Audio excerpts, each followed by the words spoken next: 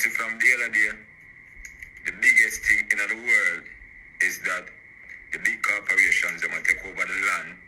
They might buy up the land, not for the land, but for the water under the land. All right?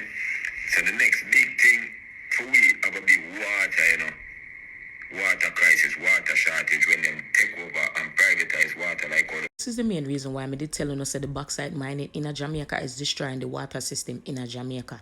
Every single aquifer, every single underwater river, every river where they're above, every little piece of water is connected to cockpit country. And this is the main reason why they might fight the Maroons and every single indigenous community in Jamaica, because they are protecting the water system that affects every single Jamaican.